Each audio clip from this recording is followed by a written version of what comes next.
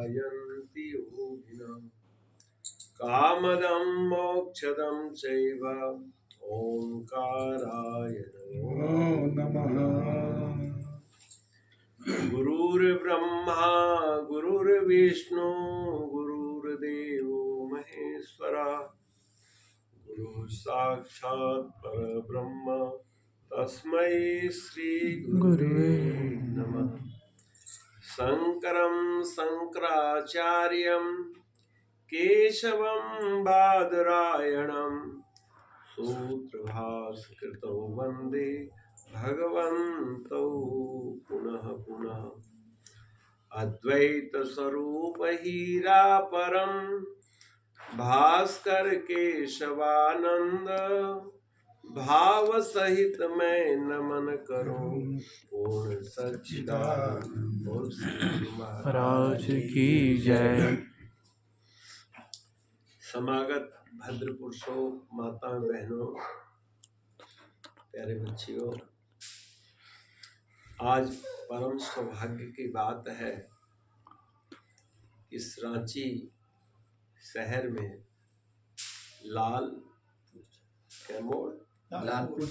लालपुर चौक के मध्य स्थित श्री बैजनाथ तिवारी जी, जो मेजर से रिटायर्ड होकर अपने निवास स्थान में सत्संग करवा रहे हैं।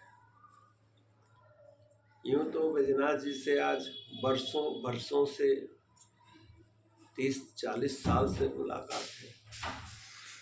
जब ये छोटे होते थे, उनके गांव में महाराज जी जाते थे। जब भी मिले बोले रांची ठहरिए ठहरिए ठहरिए।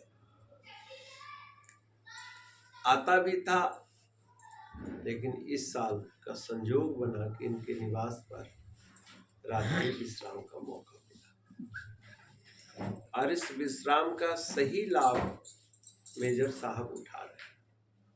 मेजर लाभ उठा रहे हैं, है ना, क्योंकि मेजर ही होते हैं भाई। आप तरे औरन को तारे। स्वयं तो तैरना सभी जानते हैं, तरना भी चाहते हैं, उन्नति भी चाहते हैं, लेकिन संत समागम में अपने परिजनों को बुलाकर, अपने गुरु भाइयों को बुलाकर, इष्ट मित्रों को बुलाकर तरने का शायद कोई सूत्र किसी को मिल जाए, इसी उद्देश्य को रखकर सत्संग में हम लोग बुलाते हैं या जाते हैं। क्योंकि सत्संग ही एक ऐसा संसाधन है जो मनुष्य जीवन की संपूर्ण विकास देता है।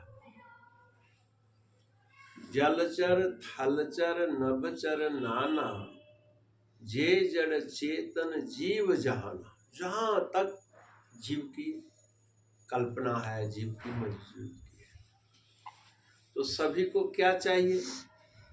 मति की रति गति भूति भलाई, और जब जेहि जतन जहाँ जेहि पाई।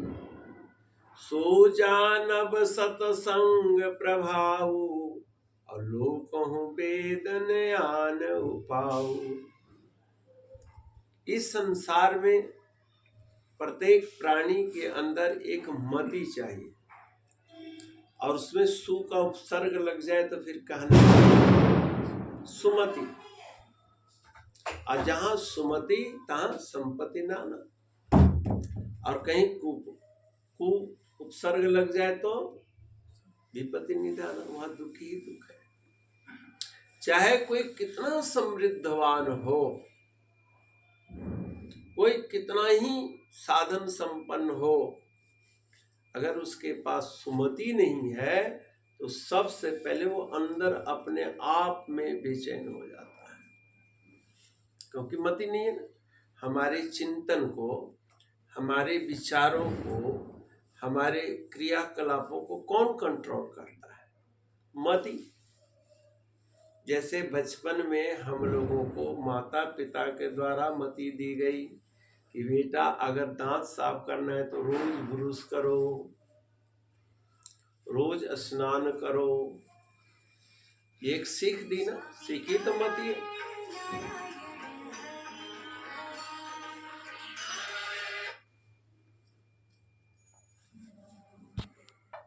शारीरिक साफ सफाई की जो संस्कार डालते हैं मति के द्वारा डालते हैं। क्योंकि बाहर से बदबू पैदा नहीं होती है, बदबू तो शरीर के अंदर से होती है। तो वाह बदबू, वाह दुर्गंध, वाह साफ सफाई के द्वारा दूर किया जा सकता है। और आंतरिक अशांति, आंतरिक कुसंस्कारों को जब तक साफ नहीं करेंगे तो आंतरिक सफाई, आंतरिक शांति नहीं मिलती। संत लोग आपको आंतरिक शांति सफाई की व्यवस्था देते हैं। क्यों? कि जैसे सुंदर फर्श है और इसमें कूड़ा करकट पड़ा हो तो आप ये तो घर बड़ा गंदा है, कैसा मकान बना है। तो क्या मकान बनाते समय गंदा बनाया गया है क्या? रोजमर्रे के व्यवहार से, अंदर बाहर आने जाने से, या अपने जीवन में उपयोगी पदार्थों के प्रयोग करने से साग सब्जी का छिलका पड़ गया। अब बहुत जल्दीबाजी है, झाड़ू लगाने का वक्त नहीं है, तो उसके ऊपर चादर डाल दो, कारपेट बिछा दो, तो क्या गंदगी दूर हो जाएगी? गंदगी दिखेगी नहीं। जैसे कबूतर के आगे जब बिल्ली आती है तो उसको कहे कि जैसे दृष्टि वैसे सृष्टि, देखो ही मत, आंख बंद कर लो।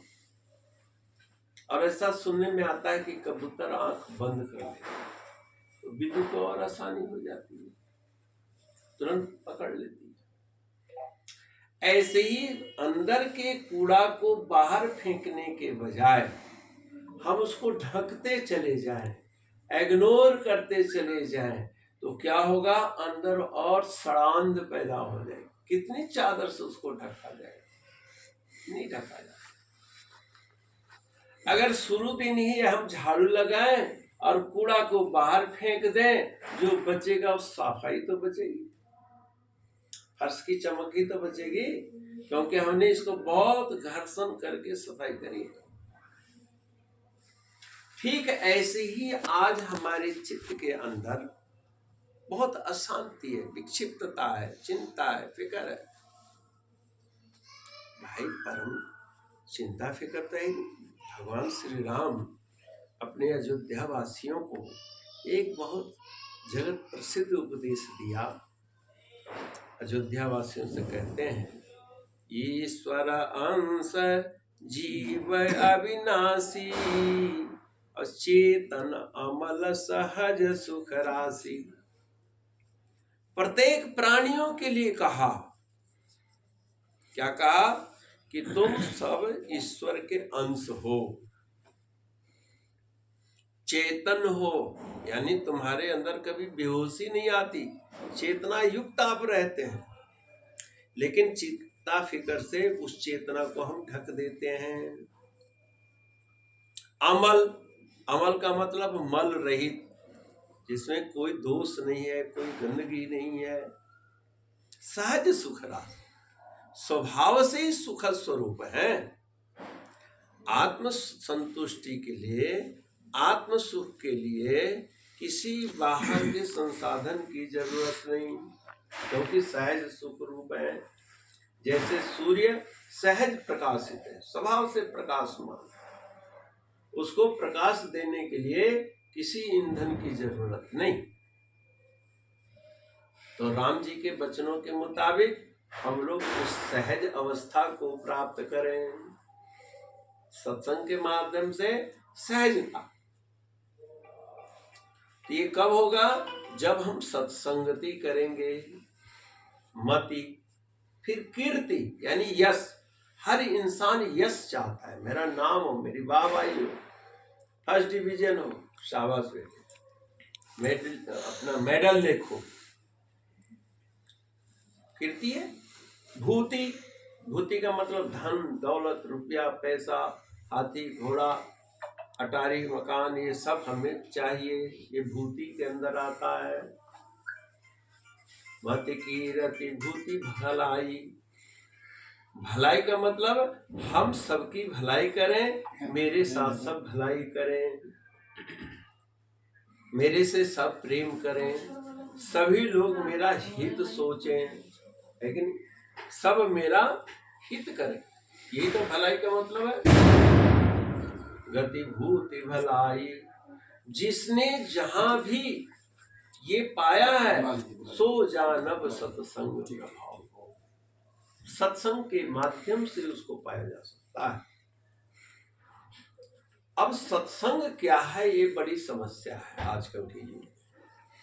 हम लोग सत्चर्चा को सत्संग मानते हैं। जैसे मैं बोल रहा हूं, आप सुन रहे हैं, इस सभा को हम लोग क्या कहते हैं? सत्संग में गए थे। सत्संग में जाने के लिए नहीं कहा है, सत्संग करने के लिए कहा है। सत्य का संगति। अब सत्य क्या है? निर्गुण निराकार है और वो हमारे हृदय में है। बस उस चेतना के संगति करनी है, हर वक्त होशो आवास में रहना, उसका नाम है सत्संग। स्वप्न में भी झूठ ना बोले, है तो असंभव। तो उसका प्रैक्टिकल रोजमर्रे की जिंदगी में हम लोग कराते हैं कि भाई चलो 2 दिन का सत्संग व्रत रखो, सत्य बोलो। 2 दिन तुम घर में झूठ नहीं बोलोगे। संभव है कि नहीं? व्रत है। लेकिन कहते नहीं महाराज, बिना झूठ बोले रहा ही नहीं जाता। तो परमात्मा ने तुम्हें सहज क्यों बनाया, सत्यपरायण क्यों बनाया? हमारे सनातन धर्म में सत्यनारायण जी की कथा बहुत प्रसिद्ध है। कोई ऐसा गरीब अमीर व्यक्ति होगा जो सत्यनारायण जी की कथा न जानता। सत्यनारायण कथा प्रारंभ से पहले आचार्य क्या कहते हैं? हाथ में जल लो, ओम अपवित्रः पवित्रो वा सर्वस्नान विवाह स्मृत पुंडरीकाक्ष सवाभ्यंतर शुचि। अब जल छिड़कने से वाह शुद्धि भी संभव नहीं है, बिना नहाए अब खाली जल छिड़क लीजिए, शुचिता आ जाएगी। एक परंपरा है कि भाई आप हस्त प्रक्षालन करें, तो खाली हस्ते प्रक्षालन करेंगे, नहाएंगे नहीं, वो पूर्व क्रिया है। और फिर कहा पुंडरीकाक्ष के सुमिरन मात्र से, यानी भगवान श्री नारायण के स्मरण से, वाह अभ्यंतर शुचि, वाह जल से, अभ्यंतर नारायण के स्मरण से। मल निर्मोचनम पुंसा जले स्नानम दिने दिने, सकृत गीतांबसी स्नानम संसार मल नाशनम। मल 2 प्रकार का, एक शारीरिक मैल जिसको पानी से धोया जाता है, जले स्नानम दिने दिने, जल में रोज रोज स्नान करो। लेकिन आप कितना भी स्नान कर लो, मन का मैल नहीं दूर होगा, क्योंकि मन के मैल दूर करने के लिए तो गीता रूपी सरोवर में नहाना पड़ेगा। मल संसार मल नाशनम। इस संसार का जो दोष है वो हमारे अंदर तभी साफ होगा जब गीता का ज्ञान होगा।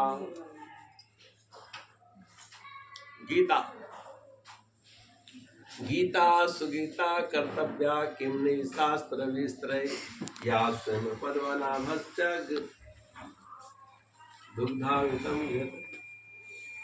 गीता सुगीता कर्तव्या किमने शास्त्र विस्त्रय, या स्वयं पद्मनाभस्य मुखपद्मा ध्वनि श्रिता।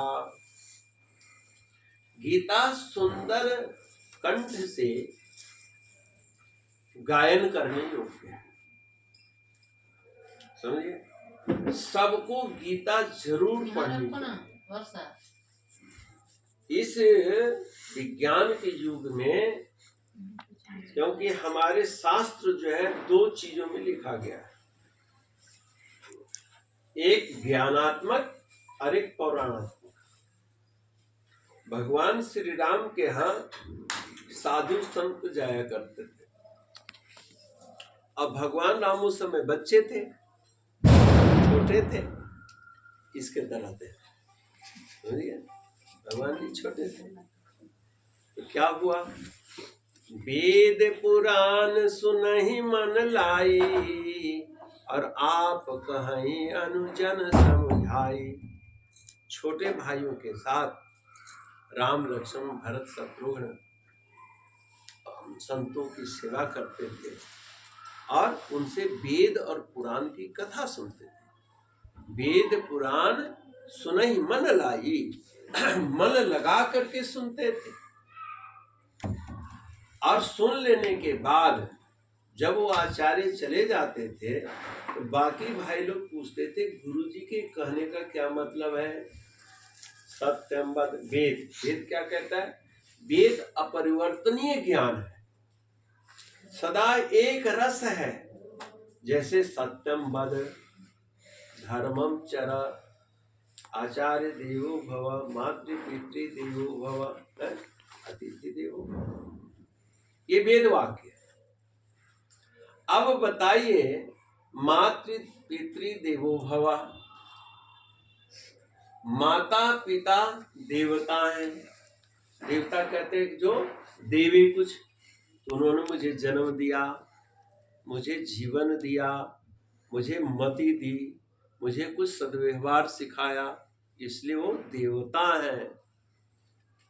अब देवता का मतलब सिर्फ लाड़ी प्यार नहीं करते, कभी ठुकाई भी करते हैं, कभी मम्मी थप्पड़ भी चलाती है, क्योंकि वो देवता है। भगवान भी हम लोगों को थप्पड़ चलाता है, प्रतिकूल परिस्थिति डालकर, उसका थप्पड़ ही तो है, और क्या है, चेतना जाग जाए। मातृ पितृ देवो भव। फिर आचार्य, आचार्य दो प्रकार के हैं, एक लौकिक शिक्षा देने वाले, एक आत्मिक शिक्षा देने वाले।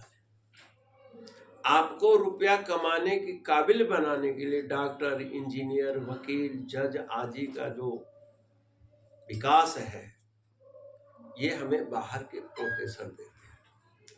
अगर हम प्रोफेसर के लेक्चर न सुने, उनके वाणी की उपासना न करें, तो क्या हम कभी डिग्री होल्डर बन सकते हैं? आगे 2.5-3 साल का बच्चा होता है, तब से हम उसको स्कूल में भेजना शुरू करते हैं। हालांकि वो बच्चे पढ़ने के काबिल नहीं है, पढ़ाई की कोई कीमत नहीं समझता है, उसको तो नींद अच्छी लगती है। लेकिन जो माँ बाप लोरी गा के बच्चों को कभी सुलाते हैं, कभी वही झकझोर को कर जगाते भी हैं, बेटा उठ। क्यों? कि अब तुम्हारा जीवन बचपना से शिशु अवस्था की ओर जा रहा है, युवावस्था की ओर प्रगति है, और हर युग की शुरुआती प्रारंभिक काल में हो जाता है। तो हम बच्चे को 3 साल की उम्र से पढ़ाने लग जाते हैं, और 5-6 महीना 7 महीना का बच्चा हो जाए तो हम उसको अंग बोध कराते हैं। तेरी नाक कहाँ है, तेरी आंख कहाँ है, तेरा मुंह कहाँ है। हालांकि वो प्रयोग पहले से कर रहा है, ऐसा नहीं है कि अंग ज्ञान के बाद ही अंग पैदा होता है। अंग का तो प्रयोग जन्म जाति ही शुरू कर देता है, जन्मते ही। लेकिन इसको मुंह ही कहते हैं, इसको आंख ही कहते हैं, इसको हाथ कहते हैं, ये उसको ज्ञान नहीं है। यानी अंगों का प्रयोग करते हुए भी उन अंगों के विषय में अनभिज्ञ है। ठीक ऐसे ही जन्म से हम लोग धर्म का आचरण तो करते हैं, लेकिन किस आचार को धर्म और किस आचार को अधर्म करते हैं, ये हमको नहीं पता है। साधना का अंगबोध हमारे पास नहीं है, शारीरिक अंगबोध है। और शारीरिक अंगबोध इसलिए कर लेता है कि हाथ कहीं से लाना नहीं पड़ता, यही तेरा हाथ है। आंख कहीं से लाना नहीं पड़ता, आंख ये है। जो उसके पास मौजूद है उसी अंग का तो हम नामकरण बतलाते हैं। ऐसे ही संत सद्गुरु भी इस परम पिता परमात्मा का उपदेश करते हैं, धर्म का उपदेश करते हैं, वो कहीं बाहर नहीं है। जैसे उस बच्चे का अंग कहीं बाहर नहीं है जिसका हमें परिचय देना है, ऐसे ही मन, बुद्धि, चित्त, अहंकार, ज्ञानेंद्रियां और कर्मेंद्रियां, अच्छा बुरा प्रयोग कहीं बाहर नहीं है, आपके अंदर ही है। लेकिन हमें उन अंगों का ज्ञान नहीं है। जबकि भगवान श्री कृष्ण कहते हैं श्रोत्रम चक्षुषा स्पर्शनम रसनम घ्राणमेव च अधिष्ठाय मनस्याय विषयानुपसेवते। क्या कहा? श्रोत, कान के द्वारा शब्द का भोजन किया जाता है। जो कहते हैं ना विषय, विषय क्या चीज है? विषय कोई हुआ नहीं है। विषय तो एक आवश्यक उपकरण है, आवश्यक आहार है। हाँ, इसमें विकार उत्पन्न नहीं होना चाहिए। जैसे आप भगवान विष्णु के आगे आरती करते हो तो क्या गाते हो? तन मन धन सब है तेरा, तेरा तुझको अर्पण क्या लागे मेरा, ओम जय जगदीश रे। गाते हो ना? यानी जो शरीर और जो मन और आपके मेहनत से आपने जो धन कमाया है वो आपका है। हमने क्या कहा कि हे प्रभु ये तेरा है, और तेरा तेरे अर्पण क्या लागे मेरा। तो तू और तेरा तन, तेरा मन और तेरा धन अलग है ना। मेरा शब्द का प्रयोग कहाँ होता है? अधिकार प्राप्त वस्तु के लिए मेरा शब्द का प्रयोग होता है। जैसे मेरा मोबाइल है, मैं तो मोबाइल नहीं हूं ना। मेरा गमछा है, मेरी कमीज है, मेरा मकान है, मैं इनमें स्वतंत्र अस्तित्व वाला हूं, मैं भोगता हूं। ऐसे ही तन मेरा है। आज मेरे हाथ में दर्द है तो भाई तेरे हाथ में दर्द है तो तू क्यों बेचैन हो रहा है कि नहीं? हाथ में मेरा मन बहुत अशांत है तो मन को अशांत रहने दो, तू क्यों अशांत हो रहा है भाई? लेकिन मन और हम इतना तद्रूप हो रखे हैं कि मन की अशांति ही मेरी अशांति बनी हुई है। जैसे आपने देखा होगा किसी को रोटी पकाते हुए वक्त उंगली जल जाती है। काहे से उंगली जली? तवे से जल गई, चिमटा से जल गई, चाय से मुंह जल गया। अब बताइए तवा में दाह सकती है? चाय में दाह सकती है? ये तो अग्नि में है, अग्नि जलाती है किसी को। चूंकि लोहा अग्नि के संपर्क में रहने के कारण तवा के एक एक लौह कण अग्नि को आत्मसात कर लिया, अग्नि की व्याप्ति हो गई। और जब तक उसके अंदर अग्नि की व्याप्ति है तब तक वो आग जलाएगी, यानी तवा जलाएगी। आरोपित तवा में है, अग्नि कहाँ है? तवा में है, अग्नि जलाती है। जीवन है। हमारे सनातन वैदिक परंपरा में प्राचीन काल से हम लोग अग्नि पूजक हैं। अभी कल आप लोग ने दीपावली पर्व मनाया। दीपावली पर्व में क्या किया? ज्योति की पूजा की। और इस सृष्टि में क्या हिंदू, क्या सिख, क्या मुसलमान, क्या ईसाई, क्या पारसी, जितने भी मानव मात्र है सभी अग्नि पूजक है। लेकिन हम लोग ज्योति को जब मत्था टेकते हैं या ज्योति जलाते हैं तो क्या कहते हैं? दीप ज्योति पर ब्रह्मा, दीप ज्योति जनार्दन, दीपो हर्तो मे पापम संध्या दीप कहते हैं ना। यानी जनार्दन विष्णु है, कृष्ण है। अग्नि में भी नारायण का वास है।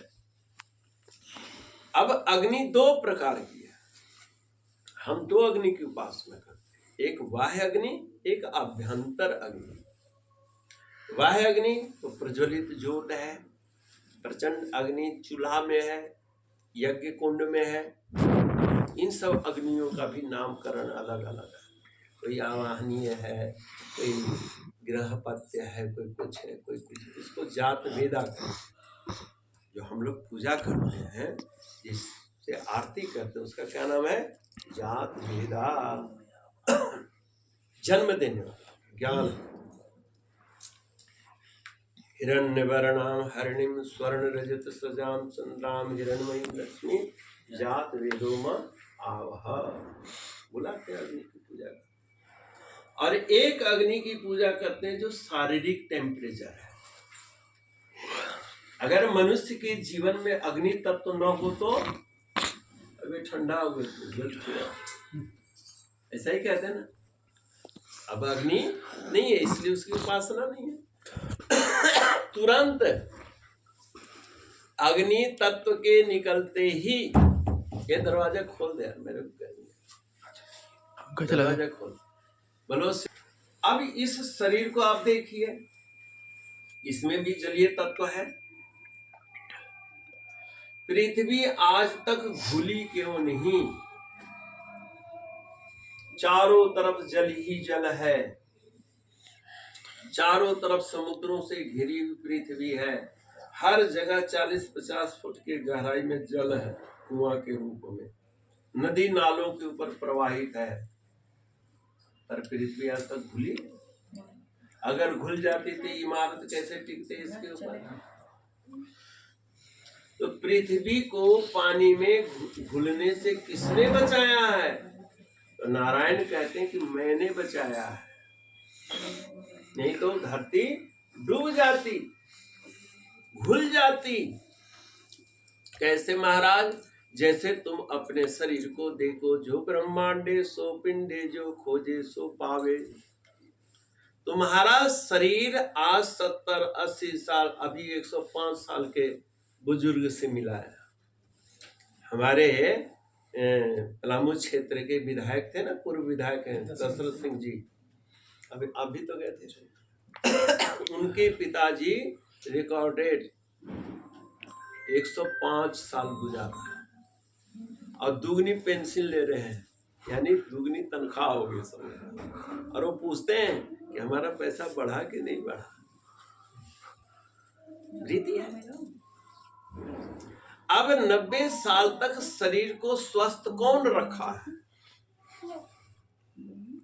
और शरीर से आत्मा के निकलते ही शरीर निश्चेष्ट होकर के धरती पर गिर जाता, और शरीर 2-4-5 घंटे में फूलने सड़ने गलने लग जाता है। 90 साल 100 साल तक इस शरीर को किसने संभाला? शरीरस्थ जीवात्मा ने।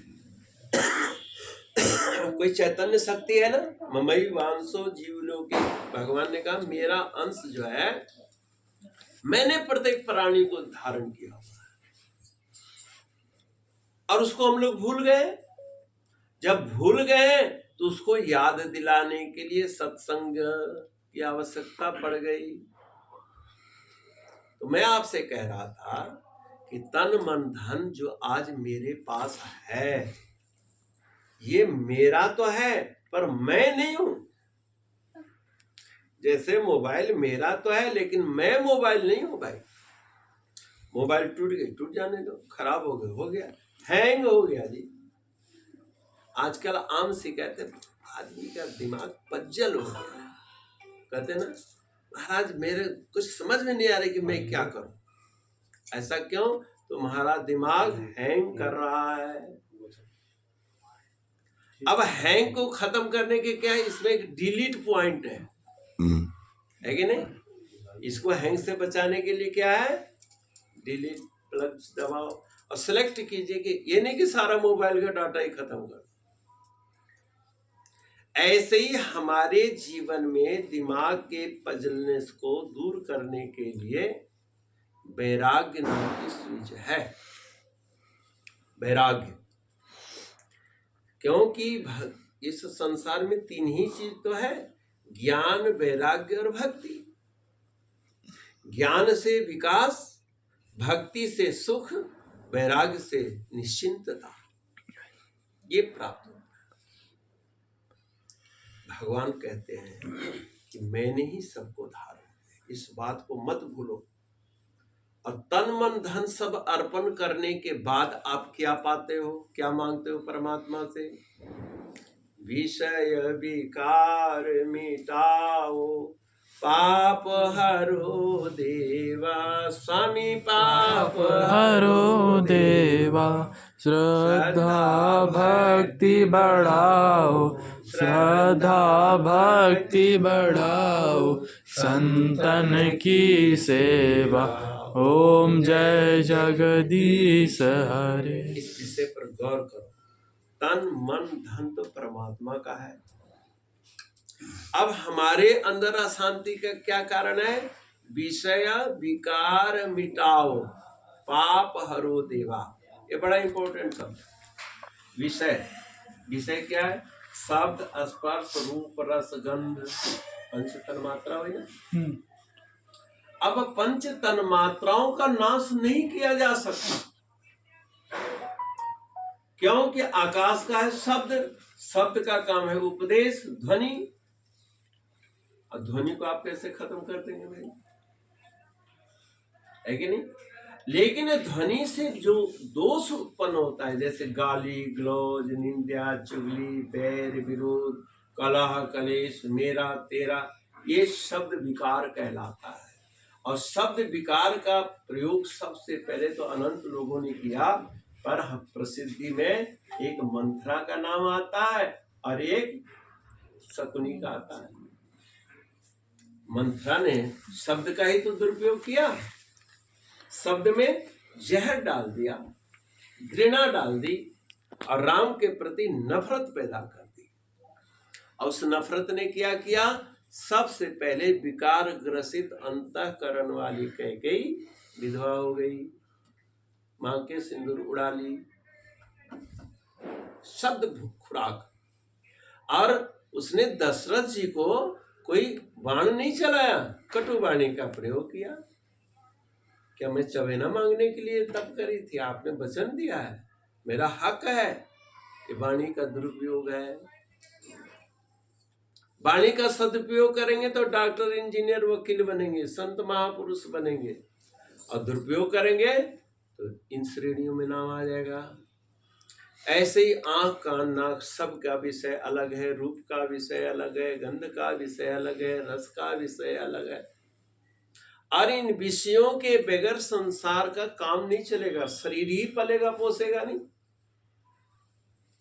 लेकिन अगर इसमें विकार हो गया, ये जहां प्राण दाता है वह प्राण घातक बन जाता है। जैसे हम आप भोजन करते हैं, दाल चावल कढ़ी पकौड़ा परे खाते हैं कि नहीं? अच्छा लगता है, लेकिन वो औरा जाए तो दाल भात सब्जी आपके खाने से ज्यादा पक गई, अब वो औराएगा कि नहीं दूसरे दिन? तो आप कहो कि ये सब्जी बड़ी कीमती है, इसमें गैस भी लगा है, इसमें मेहनत भी लगी, हम तो इसको नहीं फेंकेंगे भाई, कोई मुफ्त की चीज है तो खाओ। तो फूड पॉइजन होगा, कै दस्त उल्टी हो जाएगी, प्राप्त शक्ति भी खो दोगे। इसलिए विषय विकार विकारी जो वस्तु है उसका त्याग करें, क्योंकि विकार होगा तो पाप होगा। पापाय पर पीड़नम, दूसरों को कष्ट देने की प्रवृत्ति खत्म होगी।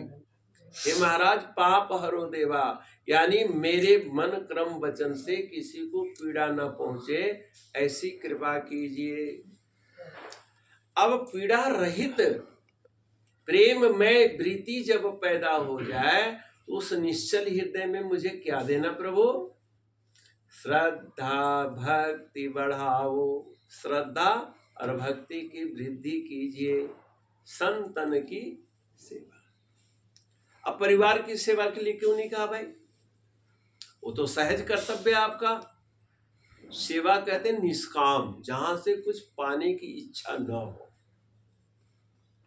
हम लोग देखो 3 भावों से प्रेरित होकर कर्म करते हैं। श्री गुरु महाराज नैनीताल में थे, तो वहां के एक साहब थे, उन्होंने कहा महाराज जी आप हम लोगों को छोटे छोटे मंत्र दे देते हैं और उसको हम जपते रहते हैं, और हम पर तो कोई असर होता नहीं, क्योंकि हमारे घर में परिवार अशांत है, परिवार का आपसी मेल नहीं है, क्या करें। और आप कौन सा मंत्र जपते हैं कि गरीब अमीर राजा प्रजा सब आपसे प्रेम करते हैं? जरूर आप कोई अलग मंत्र जपते होंगे, कोई वशीकरण मंत्र है आपके पास। जो भी प्राणी आता है सब आपको प्रेम करता है, और हम है कि हमारे बच्चे भी ठीक से प्यार नहीं करते।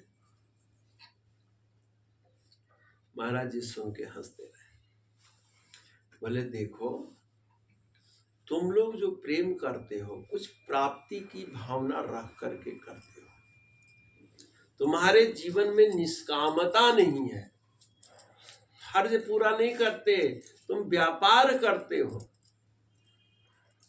दूसरों के सुख का ध्यान न देकर अपने निजी सुख का ध्यान देते हो। आप बच्चों को पैसा देते हो तो परमार्थ में देते हो, मेरी भी बात माने, पानी पिलावे, और पानी न पिलावे तो क्या कहते हो, अरे इतना हम पैसा तुमको देते हैं तेरे लिए सूट, एक गिलास पानी भी नहीं दोगे? नहीं देंगे, क्या कीजिएगा, आप मोह से ग्रसित हैं, देना ही पड़ेगा। संसार में अक्सर आदमी प्राप्ति की भावना रख करके व्यवहार बरतता है। और तो चलो आप लोग शादी ब्याह में गिफ्ट देते हो, पैसा देते हैं, क्या कहते हैं उसको, टाइम हो गया, हम तो बोलते रहेंगे भाई टाइम 8:30 हो गया। तो कहने का मतलब बात के प्रैक्टिकल बात है, हमारे जीवन में अशांति क्यों है, सारा संसार हमसे प्रेम क्यों नहीं करता, इसके लिए एक बात कह के आने को मिला। महाराज जी ने कहा शादी ब्याह एक जगह हो रही थी, जितने रिश्तेदार आते हैं लिफाफा एक आदमी को दे रहे थे, और लिफाफा के बाद एक रजिस्टर था, उस लिफाफा में देख देख के वो सब रजिस्टर मेंटेन कर रहे थे, जैसे लेजर करते हैं ना अपने बैंक वाले, हर एक का खाता, हर रिश्तेदार का खाता। महाराज जी ने पूछा ये क्यों खाता लिख रहे, दिया दिया खत्म हुआ, लड़की के उसमें अनुदान किया? नहीं महाराज, ये जब इनके घर से फिर न्योता आएगा तो हम देखेंगे कि इन्होंने मुझे क्या दिया है और समय के मुताबिक मुझे क्या देना चाहिए। यानी वो दे रहा है तो प्राप्ति की भावना से दे रहा है, और तुम न जाओ तो अरे बेकार, डन हो गया हमारे 100 रुपये बेकार हो गया। ये है प्राप्ति। आप गाय को चारा खिलाते हो दूध की प्राप्ति की भावना से ना, धरती माता की जुताई करके हम अन्न बीजते हैं, क्या परोपकार में बीजते हैं? बदले में हजारों गुना फसल प्राप्त हो। यानी संसार में हम लोग भगवान के नाम पर यज्ञ करते हैं, मरणोपरांत स्वर्ग मिलेगा इसके लिए करते हैं, यानी कहीं न कहीं प्राप्ति की भावना छिपी रहती है। हमारे जीवन में एक संत का ही है कि वहां नाम गोत्र उच्चारण नहीं होता, श्रुति स्मृति पुराणों फल प्राप्त था कि कोई संकल्प नहीं होता, बस त्वदीय वस्तु गोविंदा तुभ्यमेव समर्पयेत्, प्रभु आपकी चीज है, आपको अर्पण कर रहा हूं। कोई नाम गोत्र उच्चारण होता है? संत की सेवा करते समय, किसी गरीब को अनुदान देते समय कोई नहीं, ये निष्काम भक्ति कहलाती है। और निष्काम भक्ति ही क्रियमान दोषों से आपको बचा लेता है, क्योंकि मनुष्य के जीवन में 3 कर्म हैं, प्रारब्ध, क्रियमान और संचित कर्म। प्रारब्ध जो भोग रहे हैं, क्रियमान जो कर रहे हैं, जो संचित हो तो पेंडिंग है ही है। अब 3 कर्मों का क्रम कभी नष्ट नहीं होता, और नष्ट नहीं होगा तो कैवल्य पद की कैसे प्राप्ति होगी भाई? यद् गत्वा न निवर्तन्ते तद्धाम परमं मम, वो परम धाम की प्राप्ति। मामुपेत्य पुनर्जन्म दुःखालयम शाश्वतम नाप्नुवन्ति महात्मनः संसिद्धि परमां गतिम्। उस परम गति जो मुझे प्राप्त हो जाता है, हे अर्जुन, दुख भरे संसार के सागर में पुनरागमन उसका नहीं होता, जिसको हम मोक्ष कहते हैं। तो उस मोक्ष की सिद्धि के लिए ही सत्संग मुख्य है। धर्म शब्द की आवश्यकता क्यों पड़ी? कि भाई धर्म जैसा हम लोग हिंदू, सिख, मुसलमान, ईसाई कहते हैं, ऐसा नहीं। प्रत्येक पंथ वालों को चाहिए, धरती पर रहने वाले प्रत्येक प्राणियों को यह चाहिए कि धर्म के रहस्य को समझे। मेरे गुरु महाराज जी के शब्दों में धर्म वह है जिस कार्य को अपनाने से, जिस चिंतन को अपनाने से, जिस व्यवहार को अपनाने से तुम्हारा आत्मिक कल्याण हो, आत्म शांति प्राप्त हो।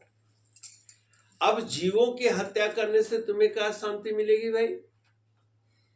वो तो अपने मन की ख्वाहिशों के आप कुर्बान दो, अपने विचारों की कुर्बान दो, जो तमोगुनी वृत्ति है। इस पर चर्चा आज समाज में चल पड़ा है। इसलिए आपने देखा होगा बड़े बड़े शिवालयों में भी सभी धर्म के लोग पूजा करने लग गए। उन नवजुवकों के अंदर सोच बदल रही कि धर्म क्या है। धर्म किसी को मार देना, किसी को लूट लेना, जीवों को कत्ल कर देना ही तो धर्म नहीं है। उसको जीने का हक है, हम उसके जीवन विकास को रोक देते हैं, ये सबसे बड़ा अपराध है। तो खैर, आज तिवारी जी के यहाँ सत्संग में हमने आपके बीच में एक बात रखी कि मति की रति गति भूति भलाई, जब जेहि जतन जहाँ जेहि पाई, सो जानब सत्संग प्रभाऊ, लोकहु वेदन आन उपाऊ। इसलिए इन किन प्रकारेण हम लोगों को सबसे पहले गीता का पाठ कीजिए। गीता क्या है? वेद है। सर्वोपनिषदो गावो दुग्धा गोपाल नंदना। एक आचार्य बैठे थे, बोले महाराज गीता पढ़ाओ। तो गीता महात्म में ये पढ़ा दिए। क्या पढ़ा दिए? सर्वोपनिषदो गावो दुग्धा गोपाल नंदना, पार्थो वत्सः सुधीर भुक्ता, गीता मृतम। सारा, अरे भाई सारे उपनिषद जो है गौ के समान है, कृष्ण भगवान दोहने वाले हैं, और अर्जुन पार्थ है, बछड़ा है, और गीता डायरेक्ट दूध है, ज्ञान का दूध है। अच्छा, अब कथा करके महाराज जा रहे थे, तो महाराज जी एक बात समझ में हमको नहीं आई। श्रोता पूछता है, महाराज जी आपने गीता तो बहुत सुंदर सुनाई, पर वो दो गधा कौन थे? कहते हैं दो गधा, दो गधा मैंने दुहने वाला, और वो क्या समझ गया? दो गधा। तो कहने का मतलब शब्दों का अर्थ न समझें तो शब्द के अंदर जो स्वाद है, जो टेस्ट है, वो बुद्धि ग्रहण नहीं कर पाती। इसलिए समझ के द्वारा इस शब्दों के अर्थ को आप हजम करें। आज बौद्धिक हाजमा सबकी खराब हो गई है, तो उस हाजमा को खत्म करने के लिए एकमात्र गीता है। बाकी आप पौराणिक कथा पढ़े। पौराणिक कथा क्या है? हमारे बुजुर्गों का जीवन चरित्र है। जिन्होंने धर्म का पालन किया वो प्रहलाद ध्रुव कहलाए, नचिकेता वगैरह कहलाए, और जो अधर्म का पालन किया वो हिरण्याक्ष हिरण्यकश्यपु कहलाए, और भी बहुत सारे राक्षस।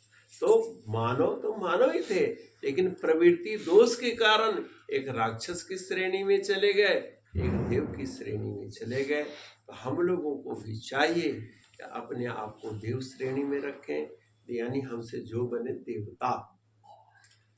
अतिथि देवो भव। अब हमारे घर में अतिथि नाम की कोई जाति है? अतिथि किसी विद्वान को कहते हैं, जो घर में आ गया वो अतिथि है, और उसको क्या कहा? देवो भव। अब हमारे घर में अतिथि आ जाए, महाराज आपकी क्या सेवा करें, यानी आपकी पूजा सामग्री क्या है? तो कहते हैं गंगा जल नहीं चाहिए हमको, तो दूसरा जल चाहिए। वो देवता है? नहीं, जरा मुर्गी भी हो जाए, जरा भैंसा भी कट जाए, बकरा कट जाए, ये देवता का लक्षण है। हम दूसरों को देवता बने या न बने, कम से कम हर इंसान अपने को तो देवता बनाए। क्यों? हर इंसान जब देवत्व को प्राप्त हो जाएगा तो जगत देवतामय हो जाएगा। आप बच्चों को पढ़ाते हो तो पढ़ा लिखा समाज बन रहा है, और पढ़ने के लिए समूह की आवश्यकता नहीं होती है, पढ़ने के लिए तो व्यक्तिगत बुद्धि की जरूरत है। ऐसी धर्म भी समूह परक नहीं है, ये व्यक्ति परक है, और अपने आत्म विज्ञान को जानना ही धर्म है। और जिससे ग्लानि पैदा हो, जिससे हिंसा फैले, उसको धर्म नहीं कहते हैं। धर्म का मतलब धृति क्षमा नमोस्तम, शौच इंद्रिय निग्रह। तो सूत्रात्मक रूप से आज श्री वैद्यनाथ तिवारी जी के निवास पर बैठ करके ये सब चर्चा का मौका मिला। शायद कोई शब्द आपके हित में लग जाए तो बहुत ही अच्छा है। मेरा आना सफल हो जाएगा या आयोजन सफल हो जाएगा। ये दीपावली का उत्सव आपने मनाया, अग्नि पूजा करी। अग्नि की पूजा का मतलब वाह और आभ्यंतर। जैसे इस लकड़ी के अंदर भी आग है, लेकिन वो अग्नि मंथन से अग्नि निकलेगी, है ना। और जो प्रकट हो जाती है उससे खान पान भी भोजन बनता है, ज्योति से आरती होती है। ऐसे ही आपके हृदय में प्रकट अग्नि पैदा हो जाए, ज्ञान रूप में, विवेक के रूप में, आपका भी जीवन धन्य धन्य हो जाए। आपके भविष्य की शुभकामना करता हुआ मैं वाणी को विराम देता हूँ। बोलो सच्चिदानंद भगवान की जय। धर्म की जय हो। धर्म का नाश हो। प्राणियों में सद्भावना हो। विश्व का कल्याण हो। गौ माता की जय हो। पृथ्वी माता की जय हो। गंगा मैया की जय हो। चारों वेद की जय हो। चारों धाम की जय हो। आज के आनंद की जय हो। नमः पार्वती पते हर हर महादेव।